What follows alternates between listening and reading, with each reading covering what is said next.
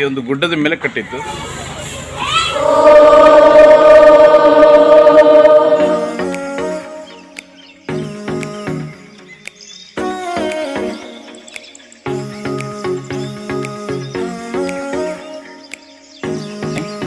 ಎಲ್ಲ ಶಾಲೆಗಳಿಗಿಂತ ಸ್ನೇಹ ಶಾಲೆ ಭಿನ್ನ. ಪರಿಚಯ ಮಾಡುವಾಗ ಜಸ್ಟ್ ಹೇಳಿಬಿಟ್ಟಿದ್ದು ಅಶೋಕ ವೃಕ್ಷ ಸೀತೆಯನ್ನು ಅಡಗಿಸಿಟ್ಟದ್ದು ಅಶೋಕ ವೃಕ್ಷದ ಅಡಿಯಲ್ಲಿ ಅಂತ. ಆಗ ಒಬ್ಬ ಸಣ್ಣ ಹುಡುಗ ಈ ಕಥೆಯನ್ನು ಕೇಳಿ ನೇರವಾಗಿ ಹೋಗಿ ಅಮ್ಮನ ಹತ್ರ ಹೇಳಿದ, ಅಮ್ಮ ರಾವಣ ಸೀತೆಯನ್ನು ಅಡಗಿಸಿಟ್ಟ ಅಶೋಕ ವೃಕ್ಷ ಈ ಶಾಲೆಯಲ್ಲಿ ಉಂಟು ಅಂತ. ಒಂಥರ ಖುಷಿ ಆಯ್ತು ನಮಗೆ.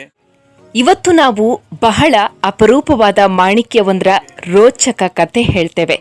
ಅರೆ, ಇದ್ಯಾವ ಮಾಣಿಕ್ಯ ಅಂತ ನೀವು ಅಚ್ಚರಿ ಪಡಬಹುದು.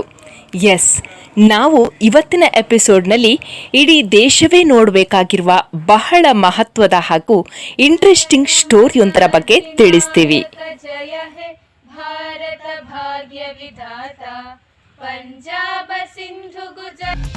ಮುಂದೆ ಕುರಿಯಿರೆ ಹಿಂದೆ ಕುರುವಿರೆ ಸಾಗ್ವೆವು ನಾವು ಜಯದ ಜೊತೆಯಲ್ಲಿ ತೆಂಗಿನ ಮರಗಳು ಇವೆ. ಹಾಗೆ ಆ ತೆಂಗಿನ ಮರಗಳ ಸೋಗಿಗಳಿಂದ ಅದರ ಒಲಿಗಳನ್ನು ತೆಗೆದು ಮಕ್ಕಳೇ ಹಿಡ್ಸುಡಿ ಮಾಡುವ ಒಂದು ಕಾರ್ಯಾನುಭವ, ಇದಕ್ಕೆ ವರ್ಕ್ ಎಕ್ಸ್ಪೀರಿಯನ್ಸ್ ಅಂತ ಹೇಳ್ತೇವೆ. ಕಾರ್ಯಾನುಭವ ಕಾರ್ಯಕ್ರಮದಲ್ಲಿ ಅವರು ಆ ಹಿಡಿಸುಡಿಗೆ ಬೇಕಾದ ಕಡ್ಡಿಗಳನ್ನು ಇಲ್ಲಿ ತಯಾರಿಸ್ತಾರೆ, ಅವುಗಳನ್ನು ನೈಸ್ ಮಾಡ್ತಾರೆ, ಆಮೇಲೆ ಹಿಡಿಸುಡಿ ಕಟ್ತಾರೆ.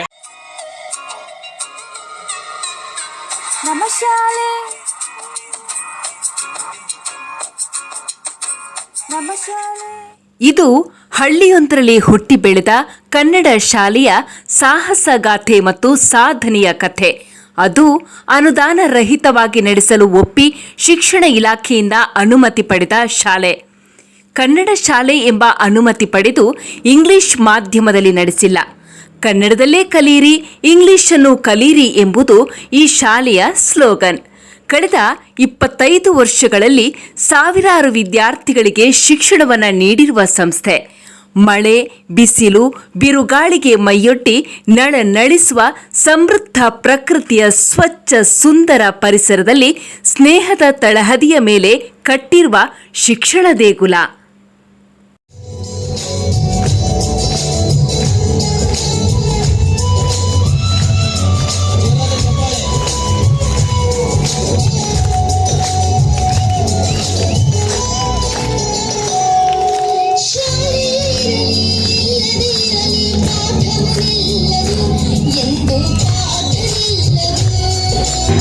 ನಾವಿಂದು ಮಾತನಾಡ್ತಾ ಇರೋದು ದಕ್ಷಿಣ ಕನ್ನಡ ಜಿಲ್ಲೆಯಲ್ಲಿಯೇ ದಿ ನಂಬರ್ 1 ಖಾಸಗಿ ಕನ್ನಡ ಶಾಲೆಯನ್ನ ನಡೆಸ್ತಾ ಇರುವ ಸುಳ್ಯ ತಾಲೂಕಿನ ಸ್ನೇಹ ಶಿಕ್ಷಣ ಸಂಸ್ಥೆಯ ಬಗ್ಗೆ. ಅಪ್ಪ ಹಾಕಿದ ಆಲದ ಮರಕ್ಕೆ ಜೋತು ಬೀಳದೆ ಸ್ವಂತಿಕೆ ಸೃಜನಾತ್ಮಕ ಚಟುವಟಿಕೆಗಳ ಮೂಲಕವೇ ಮಕ್ಕಳಲ್ಲಿ ಜ್ಞಾನದ ಚೈತನ್ಯ ತುಂಬುವ ಇಂತಹ ವಿದ್ಯಾಮಂದಿರವನ್ನ ನೀವು ಇನ್ನೆಲ್ಲೂ ನೋಡಿರಲು ಸಾಧ್ಯವೇ ಇಲ್ಲ. ಬ್ಲೇಡ್ ಉಪಯೋಗಿಸ್ತಾರೆ, ಆದರೆ ಅವರು ಯಾರು ಸಹ ಕೈಗೆ ತಾಗಿಸಿಕೊಂಡು ರಕ್ತ ಬರಿಸಿಕೊಳ್ಳುವಂಥ ಪ್ರಮೇಯ ನಡೆದಿಲ್ಲ ಇಷ್ಟವರೆಗೆ. ಹಾಗಾಗಿ ಮಕ್ಕಳು ಈ ರೀತಿಗೆ ಹಿಡಿಸುಡಿಗೆ ಬೇಕಾದ ಕಡ್ಡಿಗಳನ್ನು ತಯಾರು ಮಾಡೋದು, ಆಮೇಲೆ ಕಟ್ಟುವುದು, ಅದನ್ನೆಲ್ಲ ಟೀಚರ್ಸ್ಗಳ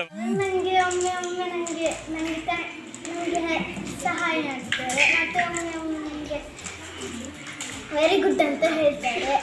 ಅದಕ್ಕೆ ನಾನು ತುಂಬ ಇಷ್ಟಪಟ್ಟು ಮಾಡ್ತೇವೆ. ಇದು ನಾವು ತುಂಬ ಹೆಚ್ಚಾಗಿ ದುಡಿಯೋದು ಅಂತೆಲ್ಲ ತಿಳ್ಕೊಳ್ಳೋದಿಲ್ಲ. ಇದನ್ನು ನಾವು ಸ್ವಯಂ ಇಚ್ಛೆಯಿಂದ ಮಾಡ್ತೇವೆ. ಜ್ಞಾನ ಸೂರ್ಯನ ಆರಾಧನೆ, ಬೃಹತ್ ಕಲ್ಲಿನ ಸೂರ್ಯದೇವರು. ಈ ಶಾಲೆಯ ಮಕ್ಕಳಿಗೆ ಪರಿಸರವೇ ಬಯಲು, ಹಕ್ಕಿಗಳ ಚಿಲಿಪಿಲಿಯೇ ಶುಶ್ರಾವ್ಯ ಸಂಗೀತ. ಬೃಹತ್ ಕಲ್ಲಿನ ಸೂರ್ಯನೇ ದೇವರು. ನಿತ್ಯ ಸೂರ್ಯ ನಮಸ್ಕಾರ, ಆಟ ಪಾಠ, ನೂರಾರು ಔಷಧಿ ಗಿಡಗಳ ಸೊಬಗು, ಆನೆ, ಹುಲಿ ಸೇರಿದಂತೆ ಪ್ರಾಣಿಗಳ ಕಲಾಕೃತಿ.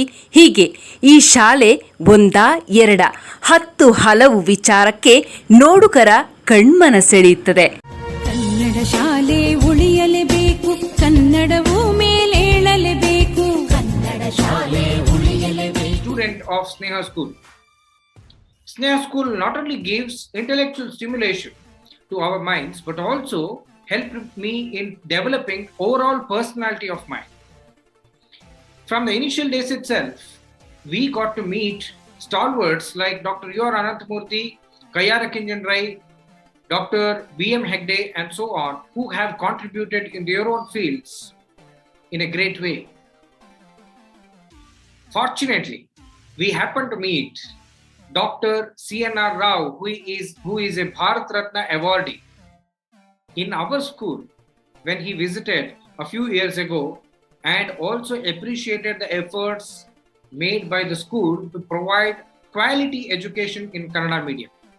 ಈ ಆಟಿಕೆಗಳನ್ನು ಕಲ್ಲಾಗಿರ್ಬಹುದು, ಮರದ ತುಂಡುಗಳನ್ನಾಗಿರ್ಬೋದು ಮಕ್ಕಳಿಗೆ ಕೊಟ್ಟರೆ ಅವರು ಸೃಜನಾತ್ಮಕವಾಗಿ ಅವರಲ್ಲಿರುವ ಕಲೆಗಳನ್ನು ಅದರಲ್ಲಿ ವ್ಯಕ್ತಪಡಿಸ್ತಾರೆ. ಕೆಲವು ಮಕ್ಕಳು ಕೆಲವೊಂದು ಸ್ಪೆಲ್ಲಿಂಗ್ಗಳನ್ನು ಬರೆದು ಪದಗಳನ್ನು ರಚನೆ ಮಾಡಿದರೆ, ಇನ್ನು ಕೆಲವು ಮಕ್ಕಳು ಲೆಕ್ಕಗಳನ್ನು ಮಾಡ್ತಾರೆ. ಕಡ್ಡಿಗಳನ್ನು ಕೊಟ್ಟರೆ ಅವರು ಅದರಲ್ಲಿ ಆಕೃತಿಗಳನ್ನು ಮಾಡ್ತಾರೆ ಮತ್ತು ಸಂಕಲನ ಮತ್ತು ವ್ಯವಕಲನ ಲೆಕ್ಕಗಳನ್ನು ಮಾಡಿ ಖುಷಿ ಪಡ್ತಾರೆ. ನಾವು ಮತ್ತೊಂದು ಮಾಡಿದಂತಹ ಒಂದು ಸಾಧನೆ ಏನಂದರೆ, ಸತ್ತು ಹೋದ ಮರಗಳ ಬೇರುಗಳನ್ನು ಹುಡುಕಿ ತೆಗೆದು ಅವುಗಳನ್ನು ಕಲಾಕೃತಿಗಳನ್ನಾಗಿ ಮಾಡಿದ್ದೇವೆ. ಅಂತಹ ಒಂದು ಕಲಾಕೃತಿಗಳ ಪೈಕಿ ಇದೊಂದು ವಿಶಿಷ್ಟವಾದ ಕೃತಿ. ಅಂದರೆ ನಾವು ಯೋಚನೆಗಳನ್ನು ಮಾಡ್ತಾ ಹೋದರೆ ವಿವರಣೆಗಳು ಸುಮಾರು ಸಿಗ್ತವೆ. Master mind Dambale. ಈ ಸ್ನೇಹ ಶಿಕ್ಷಣ ಸಂಸ್ಥೆಯ ಹಿಂದಿರುವ master mind doctor Chandrashekhar Dambale. ವೃತ್ತಿಯಲ್ಲಿ ಸುಳ್ಯದ ನೆಹರು ಮೆಮೋರಿಯಲ್ ಪದವಿ ಕಾಲೇಜಿನಲ್ಲಿ ಸಮಾಜಶಾಸ್ತ್ರ ಉಪನ್ಯಾಸಕರಾಗಿದ್ದ ದಾಂಬ್ಲೆ ಅವರು ಸಮಾನ ಮನಸ್ಕ ಕನ್ನಡ ಪ್ರೇಮಿ ಸ್ನೇಹಿತರ ಜತೆಗೂಡಿ ಸ್ನೇಹ ಎಂಬ ಕನ್ನಡ ಶಾಲೆಯನ್ನು 1996ರಲ್ಲಿ ಸುಳ್ಯದಲ್ಲಿ ಆರಂಭಿಸಿದರು. ಖಾಸಗಿ ಶಾಲೆಯನ್ನು ನಡೆಸೋದಕ್ಕೆ ಭಾರೀ ಸವಾಲು ಎದುರಾಗಿತ್ತು. ಇಂತಹ ಸಂದರ್ಭದಲ್ಲಿ ತನಗೆ ಆರ್ಥಿಕವಾಗಿ ನಷ್ಟವಾದರೂ ಮಕ್ಕಳ ಪೋಷಕರಿಗೆ ಹೊರೆ ಆಗಬಾರದು ಎನ್ನುವ ಕಾರಣಕ್ಕೆ ಹೆಚ್ಚಿನ ಶುಲ್ಕ ತೆಗೆದುಕೊಳ್ಳದೆ ತಾನೇ ಹೊರೆ ಹೊತ್ತುಕೊಂಡು ಮಕ್ಕಳ ವಿದ್ಯೆಗೆ ಮೊದಲ ಆದ್ಯತೆ ನೀಡಿದ್ರು.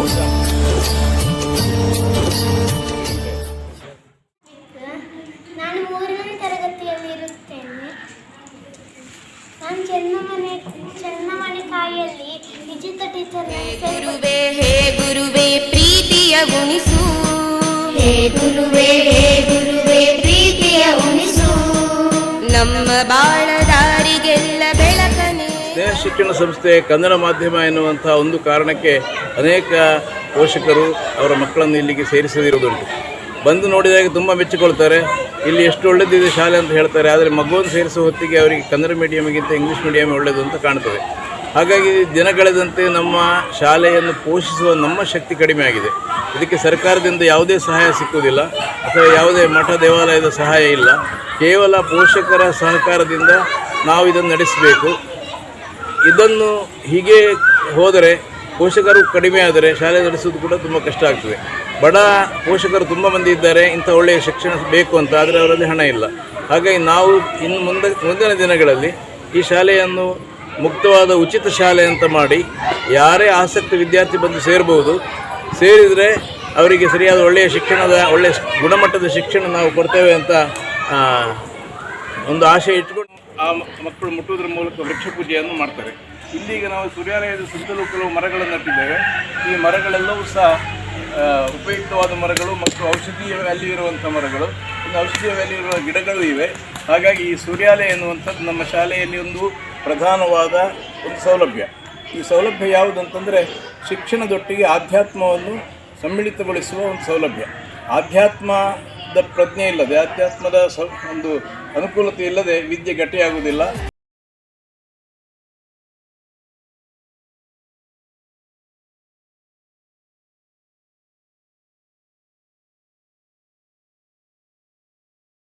ಶಾಲೆ ನಿರ್ಮಿಸಿ ಇತಿಹಾಸ.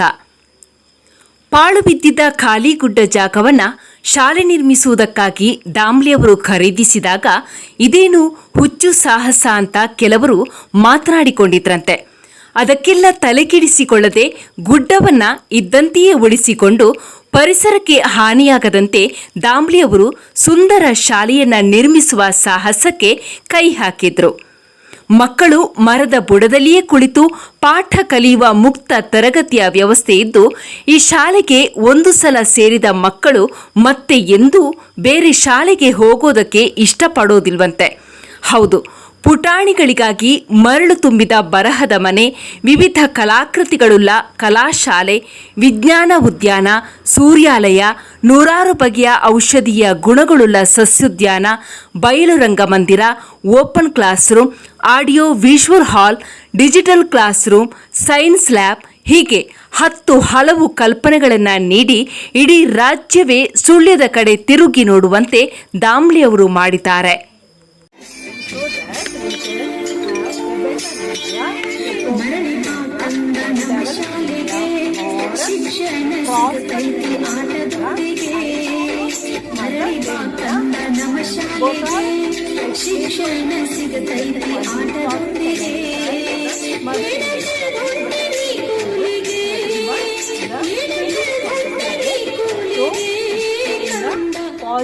ಇಲ್ಲಿ ನಮ್ಮ ಮಕ್ಕಳು ನಾವು ಆಕೃತಿಗಳು ಮಾಡಲಿಕ್ಕೆ ಕೊಟ್ಟಾಗ ಅವರಿಗೆ ಇಷ್ಟ ಬಂದ ಆಕೃತಿಗಳನ್ನು ಮಾಡ್ತಾರೆ.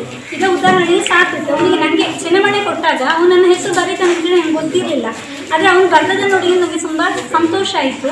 ಈಗ ಎಲ್ಲ ಮಕ್ಕಳನ್ನು ನೋಡ್ತಾ ಇದ್ದರೆ ಅವರಿಗೆ ಬಂದ ಗಣಿತದಲ್ಲಿರುವ ಆಕೃತಿಗಳನ್ನಾಗಿರ್ಬೋದು, ಇಂಗ್ಲೀಷಲ್ಲಿ ಸ್ಕೂಲ್ ಹೆಸರುಗಳಾಗಿರ್ಬೋದು, ABCD ಆಗಿರ್ಬೋದು, ಇನ್ನು ಗಣಿತದಲ್ಲಿ ಸಂಕಲನ ಲೆಕ್ಕಗಳನ್ನಾಗಿದ್ದು ಇನ್ನಿತರ ಲೆಕ್ಕಗಳನ್ನೆಲ್ಲ ಮಾಡ್ತಾ ಇದ್ದಾರೆ.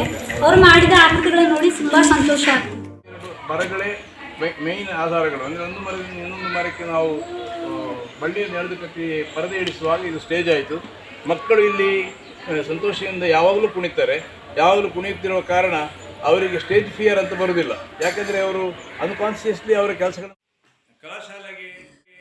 ಕಲಾಶಾಲೆಯ ಪರಿಪೂರ್ಣ ಸೊಬಗು. ಕಲಾಶಾಲೆ ಅನ್ನುವ ಅತ್ಯಂತ ಸುಂದರ ಕಲ್ಪನೆಯನ್ನ ಇಲ್ಲಿ ಮಕ್ಕಳಿಗೆ ಪರಿಚಯಿಸಲಾಗಿದೆ. ತೆಂಕುತಿಟ್ಟು, ಬಡಗುತಿಟ್ಟು ಯಕ್ಷಗಾನ ಪರಿಕಲ್ಪನೆಯ ಕಲಾಕೃತಿಗಳನ್ನು ನೀವು ಕಾಣಬಹುದು. ಅದೇ ರೀತಿ ಅನುಪಯುಕ್ತ ಮರಗಳ ಬೃಹತ್ ಬೇರುಗಳನ್ನು ಇಲ್ಲಿ ಸಂಗ್ರಹಿಸಿಡಲಾಗಿದೆ. ಆಕ್ಟೋಪಸ್ ಸ್ವರೂಪವನ್ನ ಮಕ್ಕಳಿಗೆ ಅತ್ಯಂತ ಸುಂದರವಾಗಿ ಈ ಮೂಲಕ ವಿವರಿಸಲಾಗುತ್ತದೆ. ಜತೆಗೆ ನಗುವ ಬುದ್ಧ, ಪರ್ವತದಂತಿರುವ ಬೃಹತ್ ಬಂಡಿಯ ಸೊಬಗು ನೋಡುಗರ ಮನಸ್ಸಿಗೆ ದಿನವಿಡೀ ನವೋಲ್ಲಾಸವನ್ನ ತರುತ್ತದೆ. ಇದು ಏನೋ ಒಂದು ವಿಶಿಷ್ಟವಾದ ಆಕೃತಿ. ಹೀಗೆ ನಾವು ಸತ್ತ ಮರಗಳ ಜೀವಂತಿಕೆ ಕೊಡುವಂಥ ಒಂದು ಕಾರ್ಯಕ್ರಮ. 2014-15ನೇ ಸಾಲಿನ SSLC ಬ್ಯಾಚ್. ನಾನು ಸ್ನೇಹ ಶಾಲೆಯಲ್ಲಿ ಸುಮಾರು 12 ವರ್ಷಗಳ ಕಾಲ LKGಯಿಂದ ಹಿಡಿದು ಪ್ರಾಥಮಿಕ ಮತ್ತು ಪ್ರೌಢ ಶಿಕ್ಷಣವನ್ನು ಪೂರ್ಣಗೊಳಿಸಿದ್ದೇನೆ. ಅದರಂತೆಯೇ 10ನೇ ತರಗತಿಯ ವಾರ್ಷಿಕ ಪರೀಕ್ಷೆಯಲ್ಲಿ 602 ಅಂಕಗಳನ್ನು ಪಡೆಯುವುದರೊಂದಿಗೆ ಅತ್ಯುತ್ತಮ ಶ್ರೇಣಿಯಲ್ಲಿ ತೇರ್ಗಡೆ ಹೊಂದಿದ್ದೇನೆ. ಇದಕ್ಕೆಲ್ಲ ಪ್ರಮುಖ ಕಾರಣ ಸ್ನೇಹ ಶಿಕ್ಷಣ. ಕನ್ನಡ ಮಕ್ಕಳ ಸ್ಮಾರ್ಟ್ ಇಂಗ್ಲಿಷ್. ಈ ಶಾಲೆಯಲ್ಲಿ ವಿಪರೀತ ಇಂಗ್ಲಿಷ್ ಅಬ್ಬರವಿಲ್ಲ. ಹಾಗಂತ ಈ ಶಾಲೆಯ ಮಕ್ಕಳು ಇಂಗ್ಲಿಷ್ ಕಲಿಕೆಯಲ್ಲಿ ಎಂದೂ ಹಿಂದೆ ಬಿದ್ದಿಲ್ಲ. ಇಂಗ್ಲಿಷ್ ಮೀಡಿಯಂ ಮಕ್ಕಳಿಗಿಂತಲೂ ಚೆನ್ನಾಗಿ ಬರೆಯಬಲ್ಲ ಹಾಗೂ ಮಾತನಾಡಬಲ್ಲ ಸಾಮರ್ಥ್ಯವನ್ನ ವಿದ್ಯಾರ್ಥಿಗಳು ಬೆಳೆಸಿಕೊಂಡಿರೋದು ವಿಶೇಷ. School education in Kannada medium. Why I am mentioning it is because nowadays parents will think like if we send our children to the Kannada medium it will hamper their growth or higher education. But I don't think so. Kannada medium will hamper our growth or higher education. ಶಿಕ್ಷಕಿ ಜೊತೆಗೆ parent ಕೂಡ ಹೌದು. ನನ್ನ 2 ಮಕ್ಕಳು ಶ್ರದ್ಧಾ ಮತ್ತು ತುಷಾರ್ ಅಂತ ಇಬ್ಬರು ಕೂಡ 1ನೇ ಕ್ಲಾಸಿನಿಂದ 10ನೇ ತರಗತಿಯವರೆಗೆ ಇಲ್ಲೇ ಓದಿದ್ದು ಅವರಿಬ್ಬರು ಸಹ. ನನ್ನ ಮಗಳೀಗ ಸಹ್ಯಾದ್ರಿ ಕಾಲೇಜಲ್ಲಿ 3rd ಇಯರ್ ಇಂಜಿನಿಯರಿಂಗ್ ಮಾಡ್ತಾ ಇದ್ದಾಳೆ. ಮಗ ವಿವೇಕಾನಂದ ಕಾಲೇಜಿನಲ್ಲಿ ಫಸ್ಟ್ PUCಯಲ್ಲಿ PCMB ತಗೊಂಡು ಓದ್ತಾ ಇದ್ದಾನೆ. ಇಬ್ಬರ ಕೂಡ ಚೆನ್ನಾಗಿ, ಅಂದರೆ ಇಲ್ಲಿ ಕನ್ನಡ ಮೀಡಿಯಮ್ ಆದರೂ ಸಹ ಇಬ್ಬರಿಗೂ ಸಹ ಒಳ್ಳೆಯ ಇಂಗ್ಲೀಷ್ ಶಿಕ್ಷಣ ಕೂಡ ಸಿಕ್ಕಿದೆ. ಹಾಗಾಗಿ ಅವರಿಬ್ಬರು ಕೂಡ ಅಲ್ಲಿ ಚೆನ್ನಾಗಿ ಬೆಳೀತಾ ಇದ್ದಾರೆ ಅಂತ ಅಲ್ಲಿಂದ ಫೀಡ್ಬ್ಯಾಕ್ ನನಗೆ ಬರ್ತಾ ಇದೆ. ಇಂಜಿನಿಯರ್ ಕಾಲೇಜಲ್ಲಿ ಅವಳು ಟಾಪ್ 30ಯಲ್ಲಿ 700 ವಿದ್ಯಾರ್ಥಿಗಳಲ್ಲಿ ಒಂದು ಸೆಲೆಕ್ಷನ್ ಎಕ್ಸಾಮಲ್ಲಿ ಟಾಪ್ 30ಯಲ್ಲಿ ಬಂದಳು. ಮತ್ತು ಸುಮಾರು ಪ್ರಾಜೆಕ್ಟ್ ವರ್ಕ್ಗಳೆಲ್ಲ ಅವಳ ಇಂಗ್ಲೀಷ್ ನಾಲೆಜ್ಗೆ ಅವಳಿಗೆ ಅಲ್ಲಿ ಸಿಗ್ತಾ ಇದೆ. ಅದು ಬಹಳ ಖುಷಿ ಪಡ್ತಾರೆ. ಅಲ್ಲಿಯ ಮೆಂಟರ್ ನನಗೆ ತುಂಬ ಸಲ ಹೇಳಿದರು, ಒಳ್ಳೇದುಂಟು ಅವಳು ಕನ್ನಡ ಮೀಡಿಯಮಲ್ಲಿ ಓದಿದಂತ ನನಗೆ ಗೊತ್ತಾಗ್ತಾ ಇಲ್ಲ ಅಂತ. ಅದಕ್ಕೆಲ್ಲ ಕಾರಣ ಈ ಪ್ರೈಮರಿ ಎಜುಕೇಷನ್ ಮತ್ತು ಇಲ್ಲಿ ಹೈಸ್ಕೂಲ್ ಎಜುಕೇಷನ್. ಮತ್ತು ಅವಳಿಗೆ ಕಲ್ಚರಲ್ ಆ್ಯಕ್ಟಿವಿಟೀಸ್, ನನ್ನ 2 ಮಕ್ಕಳಿಗೆ ಬೇಕಾದಷ್ಟು ಕಲ್ಚರಲ್ ಆ್ಯಕ್ಟಿವಿಟೀಸಿಗೆ ಭಾಗವಹಿಸಲಿಕ್ಕೆ ಅವಕಾಶ ಸಿಕ್ಕಿದೆ.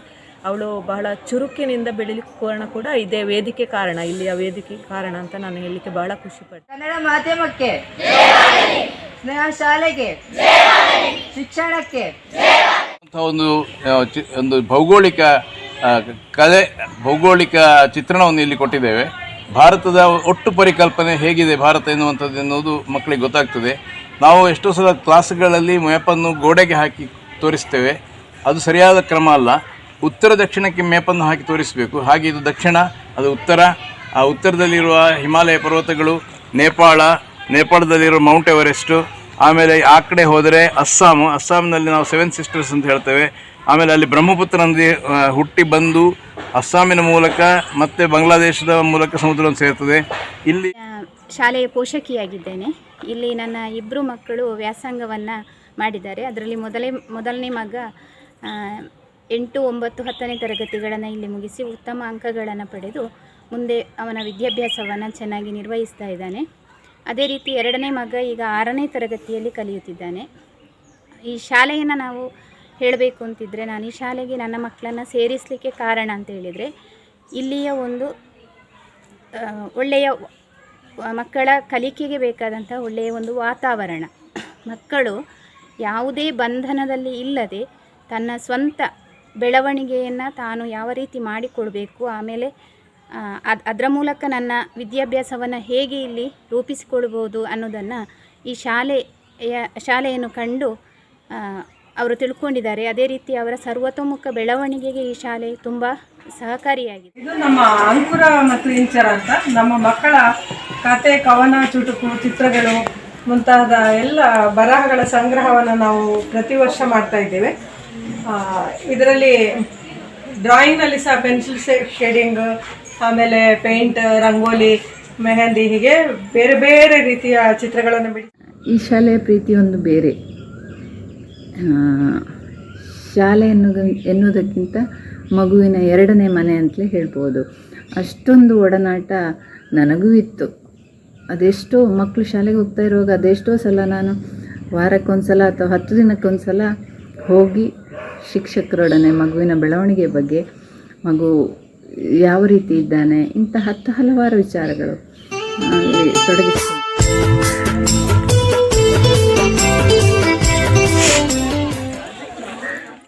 ಕೇವಲ ಚಿತ್ರಗಳಷ್ಟೇ ಅಲ್ಲ, ಕೆಲವೊಂದು ಮಾಹಿತಿಗಳನ್ನು ಸಹ ಬರೆದಿದ್ದೇವೆ. ಉದಾಹರಣೆಗೆ ವಿದ್ಯಾದದಾತಿ ವಿನಯಂ ವಿನಯಾದ್ಯಾತಿ ಪಾತ್ರತಾಂ ಪಾತ್ರತ್ವಾತ್ ಧನಮಾಪ್ನೋತಿ ಧನಾತ್ ಧರ್ಮಂ ತತಃ ಸುಖಂ ಎಂಬ ಶ್ಲೋಕ ಬರೆದ ಶಾಲೆಯ ಗೋಡೆಗಳನ್ನು ಉಪಯೋಗ ಮಾಡುವ ದೃಷ್ಟಿಯಿಂದ ಗೋಡೆಗಳಲ್ಲಿ ಚಿತ್ರಗಳನ್ನು ಮಾಡಿಸಿದ್ದೇವೆ. ಅಸ್ಸಾಮಿನ ಒಬ್ಬ ಕಲಾವಿದರು ಇದನ್ನು ಮಾಡಿರುವಂಥದ್ದು.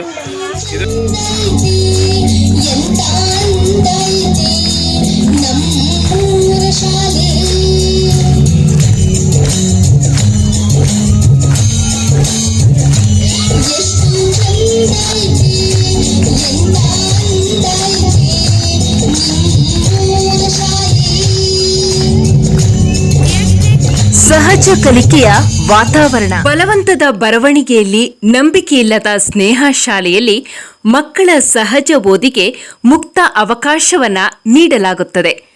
ಮಕ್ಕಳ ಒಳಗಿನ ಪ್ರತಿಭೆಯನ್ನ ಬೆಳಕಿಗೆ ತರುವುದರೊಂದಿಗೆ ಜೀವನದಲ್ಲಿ ಜವಾಬ್ದಾರಿಗಳನ್ನು ಹೇಗೆ ನಿರ್ವಹಿಸಬೇಕು ಅನ್ನುವ ಪಾಠವನ್ನ ಇಲ್ಲಿ ಎಳವೆಯಲ್ಲಿಯೇ ಹೇಳಿಕೊಡಲಾಗುತ್ತದೆ. ಒಂದು ವಿದ್ಯಾರ್ಥಿಗಳು ಅವರು ಬಂದ ನೆನಪಿಗಾಗಿ ಮಾಡಿರುವಂತಹ ಚಿತ್ರಗಳು. ಇನ್ನು ಈ ಕಡೆ ಅವರು friendship between nations builds world peace ಅಂತ ಚಿತ್ರ ಮಾಡಿ ಸುಮಾರು ವರ್ಷಗಳ ಹಿಂದೆ ಮಾಡಿದ ಸಿಸಿಲಿಯಾ ಎನ್ನುವಂಥ ಸ್ವೀಡನ್ನಲ್ಲಿ ಇರುವ ಒಬ್ಬಳು ಹುಡುಗಿ ಇಲ್ಲಿ ಬಂದು 4-5 ತಿಂಗಳು ಮಕ್ಕಳಿಗೆ ಪಾಠ ಮಾಡಿದಳು. ಆ ಟೈಮ್ನಲ್ಲಿ ಮಾಡಿದಂಥ ಚಿತ್ರಗಳು. ರಸ ಮಾಡುತ್ತಿದ್ದೇವೆ. ಮೊದಲ 2 ಗರಿಯನ್ನು ತಗೊಳ್ಬೇಕು, ಮತ್ತು ಇದರ ಮೇಲೆ ಹೀಗೆ ಹಾಕಬೇಕು. ಹಾಗೆ ಎಲ್ಲ ಗರಿಯನ್ನು ಒಮ್ಮೆ ಆಚಿಂದ ಒಮ್ಮೆ ಇಂಚಿಂದ ಮಾಡ್ತಾ ಹೋಗಬೇಕು. ಇದು ಗುಡ್.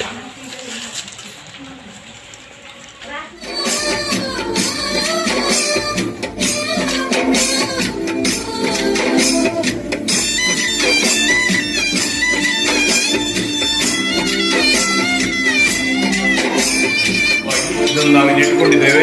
ಇದೊಂದು ಮಕ್ಕಳಿಗೆ ಪಾಠ ಕಲಿಸಲಿಕ್ಕೆ ಆಗುವಂಥ ಒಂದು ವಸ್ತು. ಬೇರು ಹೇಗೆ ಮರವನ್ನು ಆಧರಿಸಿ ಹಿಡಿತದೆ ಎನ್ನುವಂಥದ್ದು.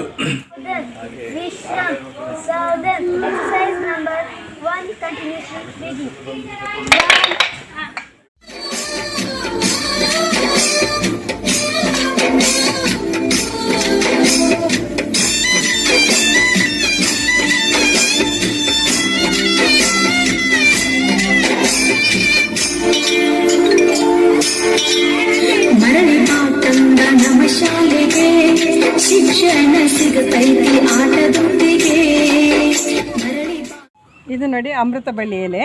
ಅಮೃತ ಬಳ್ಳಿ ಅಂತ ಹೇಳಿದರೆ ನಿಜವಾಗಿ ಜ್ವರಕ್ಕೆ ಸಿದ್ಧ ಔಷಧ ಅಂತ ಹೇಳ್ಬೋದು. ಈ ಕೊರೋನಾ ಟೈಮ್ನಲ್ಲಿ, ಡೆಂಗ್ಯೂ ಟೈಮ್ನಲ್ಲೆಲ್ಲ ಅಮೃತ ಬಳ್ಳಿ ಬಹಳಷ್ಟು ಪ್ರಚಾರವನ್ನು ಪಡೆದಿದೆ. ಯಾಕೆಂದರೆ ಇದರ ಕಷಾಯದ ಸೇವನೆಯಿಂದ ನಮ್ಮ ಪತ್ನಿ ಜಯಲಕ್ಷ್ಮಿ ದಾಂಬ್ಲೆ ಸಾಥ್. ಚಂದ್ರಶೇಖರ ದಾಂಬ್ಲೆ ಕನಸಿಗೆ ಸಾಥ್ ನೀಡಿರೋದು ಅವರ ಪತ್ನಿ ಜಯಲಕ್ಷ್ಮಿ ದಾಂಬ್ಲೆ ಅವರು. ಹಗಲಿರುಳೆನ್ನದೆ ಈ ಶಾಲೆಯನ್ನ ಕಟ್ಟಿ ಬೆಳೆಸೋದಕ್ಕೆ ಜಯಲಕ್ಷ್ಮಿ ದಾಂಬ್ಲೆ ಅವರು ಅವಿರತ ಶ್ರಮ ಪಟ್ಟಿದ್ದಾರೆ. ಮುಖ್ಯೋಪಾಧ್ಯಾಯರಾಗಿ ಶಾಲೆಯನ್ನ ಯಶಸ್ವಿಯಾಗಿ ನಡೆಸಿಕೊಂಡು ಹೋಗಿದ್ದಾರೆ.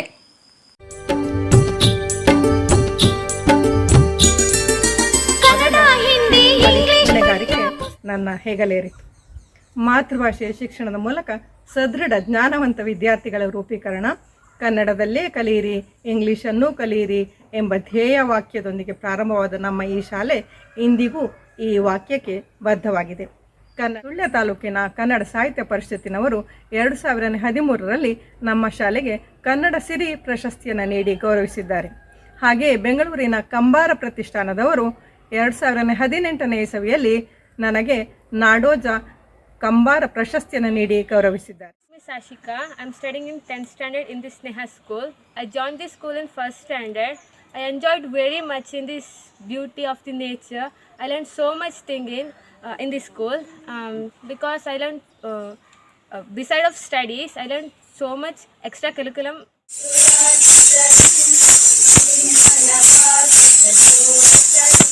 ಔದುಂಬರ ವೃಕ್ಷ ಒಂದು ಜಾಗಿಗೆ ಬಹಳ ಲಕ್ಷಣ ಅಂತ ಯಾರು ಬಂದವರು ಹೇಳಿದ ಮೇಲೆ ಇದಕ್ಕೊಂದು ಕಟ್ಟೆ ಮಾಡಿಸಿದ್ದೇವೆ.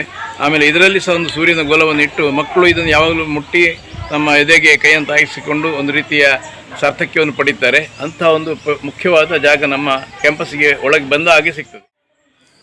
ಯಶಸ್ವಿ ವಿದ್ಯಾರ್ಥಿಗಳು ಮತ್ತು ಸಾಧನೆ. ಈ ಶಾಲೆಯಲ್ಲಿ ಓದಿದ ಹಲವು ಮಕ್ಕಳು ಜೀವನದಲ್ಲಿ ಅತ್ಯುನ್ನತ ಹುದ್ದೆ ಅಲಂಕರಿಸಿದ್ದಾರೆ. ವಿದೇಶಗಳಲ್ಲೂ ನೆಲೆಸಿ ವೃತ್ತಿ ಬದುಕಿನ ಯಶಸ್ಸಿನಲ್ಲಿದ್ದಾರೆ. ಎಲ್ಲೇ ಇದ್ದರೂ ಎಷ್ಟೇ ಸಾಧನೆ ಮಾಡಿದರೂ ಅವರೆಲ್ಲರಿಗೂ ಇಂದಿಗೂ ಸ್ನೇಹ ಸಂಸ್ಥೆಯ ಮೇಲೆ ವಿಶೇಷವಾದ ಪ್ರೀತಿ. ಒಂದು ರೀತಿಯಲ್ಲಿ ಹೇಳೋದಾದರೆ ತಾಯಿ ಮಗುವಿನ ಸಂಬಂಧ. ಇಂದಿಗೂ ಶಾಲಾ ದಿನಗಳು ನೆನಪು ಬಂದಾಗ ಅವರೆಲ್ಲರಿಗೂ ಮೊದಲು ನೆನಪಾಗೋದೆ ಬರಹ ಮನೆಯ ಮರಳಿನಲ್ಲಿ ಆಡಿ ಕಲಿತ ಆ ಈ ಪಾಠದ ಆ ದಿನಗಳು. ಹೆಸರಿನಲ್ಲೇ ಸೂಚಿಸಿದಂತೆ ಸ್ನೇಹ, ಪ್ರೀತಿ, ಬಾಂಧವ್ಯದ ಮನೆಯಾಗಿರುವಂಥದ್ದು ಸ್ನೇಹ ಶಿಕ್ಷಣ ಸಂಸ್ಥೆ. ಹೇಗೆ ನಮಗೆ ಮನೆಯೋ ಹಾಗೆ ಸ್ನೇಹ ಶಾಲೆಯು ಕೂಡ ನಮಗೆ ಒಂದು ಮನೆ ಇದ್ದಾಗೆ. ಕೇವಲ ಒಬ್ಬ ವಿದ್ಯಾರ್ಥಿಯ ಶೈಕ್ಷಣಿಕ ಮಾತ್ರ ಅಲ್ಲದೆ ಬೌದ್ಧಿಕವಾಗಿ ಆತ ಸಮಾಜದಲ್ಲಿ ಹೇಗೆ ಇರಬೇಕು ಅನ್ನೋದನ್ನು ಸ್ನೇಹ ಶಿಕ್ಷಣ ಸಂಸ್ಥೆ ನಮಗೆ ತಿಳಿಸ್ತದೆ. ಇದು ತಿಳಿಸುವುದಕ್ಕಿಂತ ನಮಗೆ ಕಲಿಸಿಕೊಡ್ತದೆ. ಅದು ನಮಗೆ ಒಂದು ಜೀವನ ಪಾಠದಂತಿರ್ತದೆ. ಇದು ಅತಿಶಯೋಕ್ತಿ ಮಾತಲ್ಲ, ಅನುಭವದ ಮಾತು. ಅದರಿಂದ ಮಾರ್ಲಿಕ್ಕೆ ಅಂತ ಒಬ್ರು ಜನ ಇಲ್ಲ. ಮಕ್ಕಳು ಇಲ್ಲಿ ಬಂದು ಇಲ್ಲಿ ಹಣ ಹಾಕುವ ಡಬ್ಬಿಯಲ್ಲಿ ಉಂಟು, ಅಲ್ಲಿದೆ ಹಣ ಹಾಕುವ ಡಬ್ಬಿ. ಮಕ್ಕಳು ಚಿಲ್ಲರೆ ಸಹ ತಗೊಳ್ತಾರೆ.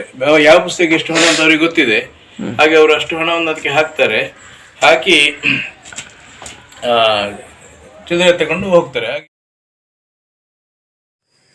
ಕನ್ನಡ ಮಾಧ್ಯಮ ಮರೆಯಾಗ್ತಾ ಇರುವ ಇಂದಿನ ದಿನಗಳಲ್ಲಿ ಹಳ್ಳಿಯಲ್ಲಿ ಇಂತಹದೊಂದು ಗುರುಕುಲ ಮಾದರಿಯ ಶಾಲೆ ಇರೋದು ಪ್ರತಿಯೊಬ್ಬ ಕನ್ನಡಿಗನೂ ಹೆಮ್ಮೆ ಪಡಬೇಕಾದ ವಿಚಾರ. ಆದರೆ ಈ ಶಾಲೆಯನ್ನು ನಡೆಸಲು ಇಂದು ಆರ್ಥಿಕ ಸಂಕಷ್ಟ ಎದುರಾಗಿದೆ.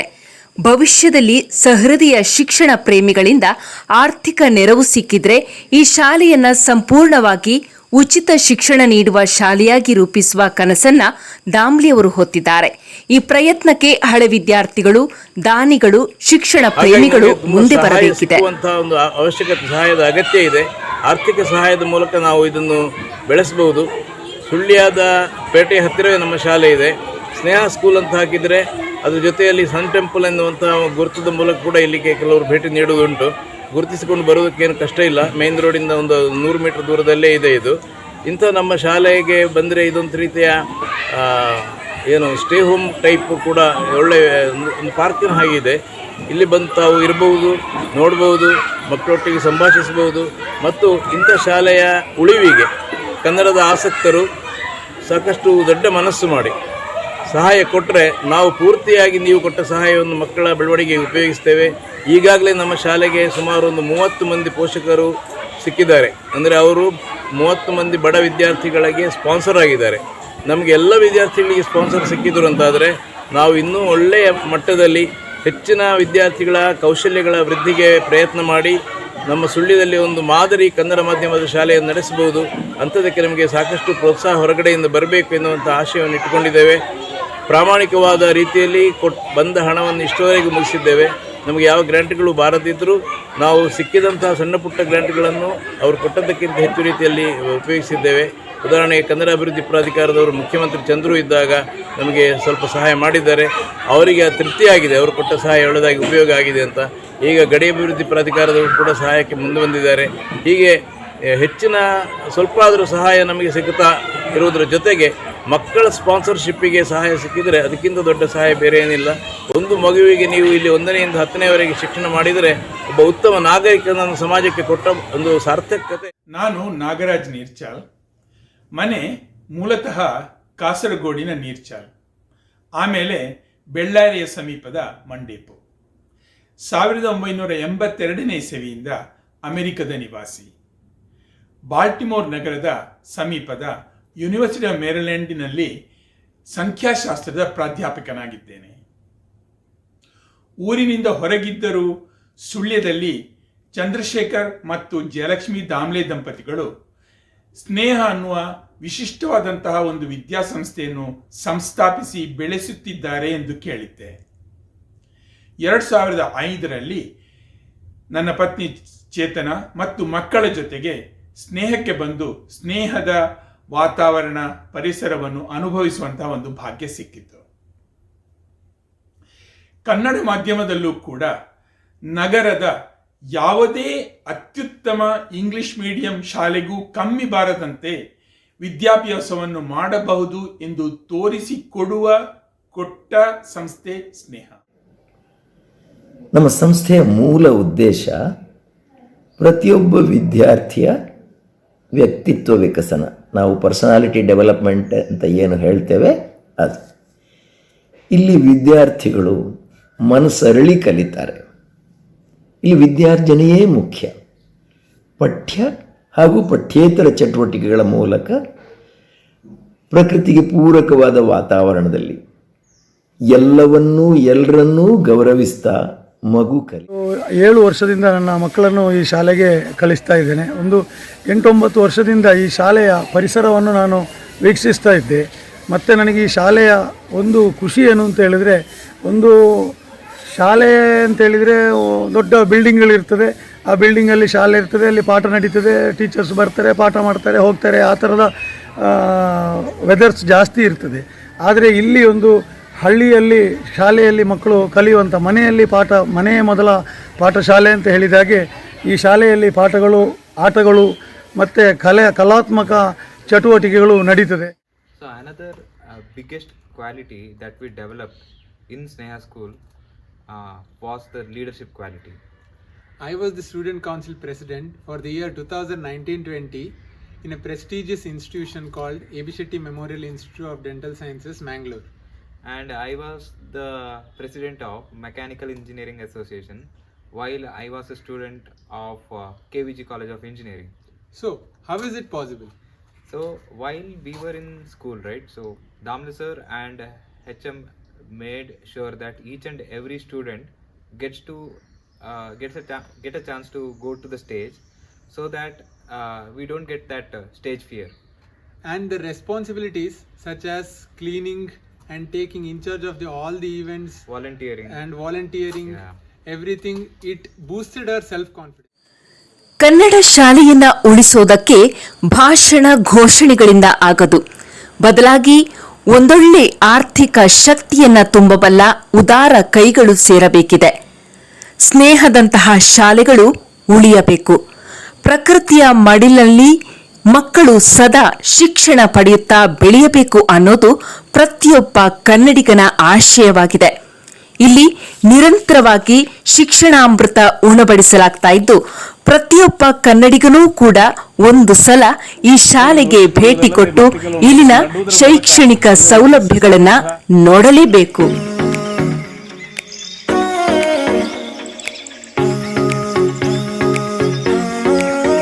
ನಾನು ದೇವಿಪ್ರಸಾದ GC ಕಾಯರ್ತೋಡಿ.